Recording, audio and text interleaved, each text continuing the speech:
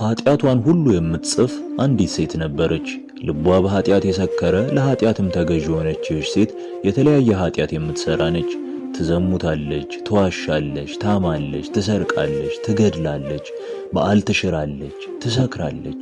በትዕቢት የተሞላች ሴት ናት። ልብሷ ኃጢአት ነበር። ነገር ግን የምትሰራውን ኃጢአቷን ሁሉ እየጻፈች ታስቀምጥ ነበር። ከዕለታት አንድ ቀን የጻፈችው ኃጢአቷን ብታየው ስንክሳር አክሎ ተመለከተችው። ስንክሳር ማለት በ365 ቀኖች የሚውሉ የቅዱሳን ታሪክ ሰብስቦ የያዘ ትልቅ መጽሐፍ ነው። የዚህ ሴትም ኃጢአትም ይህንን አክሎ ነበር። እንዳየችው ደነገጠችና ኃጢአቷን ተሸክማ ወደ አንድ አባት ወዳለበት ወደ አንጾኪያ ሄደች። አባ ባስልዮስን አገኘችው። አባቴ በዚህ ያለው ኃጢአትሽ ይፋቅልሽ በለኝ አለችው። አባ ባስልዮስም ይፋቅልሽ አላት። ገልጣ ብታየው ሁሉ ተፍቆ አንዲት ኃጢአቷ ብቻ ቀርታ አየቻት። በጣም ከባድ ኃጢአት ነበረች።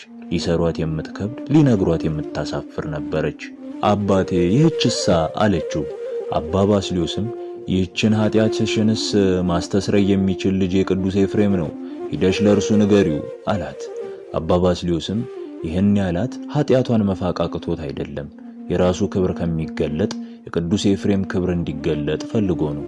ደግሞም ስትመላለስ ንስሐ እንዲሆናት ጭምር ነው። እሷም አባ ባስልዮስ እንዳላት ቅዱስ ኤፍሬም ወዳለበት ወደ ሶርያ ሄደች። በባዶ እግሯ እንቅፋቱ እየመታት እሾሁ እየወጋት እግሯ ሲደማ ልብሷን ቀዳ እየጠመጠመች ተጉዛ ከቅዱስ ኤፍሬም ደረሰች። አባቴ በዚህ ያለው ኃጢአትሽ ይፋቅልሽ በለኝ አለችው። ቅዱስ ኤፍሬም ግን ይሄ ለኔ አይቻለኝም ለአባቴ ለአባ ባስልዮስ እንጂ አላት። ቅዱስ ኤፍሬም ኃጢአቷን መደምሰስ አቅቶት አይደለም፣ በፈሊጥ ቀኖና ሲሰጣት እንጂ ስትመላለስ ኃጢአቷን እንዲቀልላትም ነው። ሂደሽ ለአባ ባስልዮስ ንገሪው፣ እሱ ይደመስስልሻል አላት። እሷም አግኝቼው እኮ አይሆንልኝም ብሎ ዳንተ ልኮኛል ሳትል እሺ ብላ መንገድ ስትጀምር እንደ ቀድሞ በሕይወት አታገኙም፣ ሙቶ ካህናት ሊቀብሩት ወደ ቤተክርስቲያን ይዘው ሲሄዱ ታገኙአለሽ። ሳትጠራጠሪ የተጻፈው ኃጢአትሽን ከአስክሬኑ ላይ ጣዩ አላት። እርሷም እሺ ብላ ሄደች። የቀኑ ሙቀት የሌሊቱ ብርድ እያሰቃያት ደረሰች። ሙቶ ካህናት ፍታት እየፈቱ ታየች። የእግዚአብሔር አገልጋይ ባስልዮስ ሆይ የባሪያህን ኃጢአት ደምስስልኝ ብላ ከአስክሬኑ ላይ ጣለችው። አስክሬኑም ድምፅ አውጥቶ ኃጢአትሽ ተደምስሶልሻል አላት። ገልጣ ብታይ ተደምስሶላታል። አምላኳን አመሰገነች፣ በደስታ ዘመረች። ከዚህ በኋላ ዓለምን ንቃ ገዳም ገብታ መኖር ጀመረች።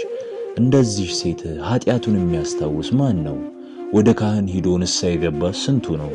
ስለ ኃጢአቱ በረሃ የተንከራተተስ ማን ይሆን? የዚህ ሴትን መጨረሻ ያሳመረ የሁላችንንም መጨረሻ ያሳምርልን። ኃጢአቷን የደመሰሰ የሁላችንንም ኃጢአት ይደምስስልን። አምላኬ ሆይ ያለ ንስሐ አትጥራኝ።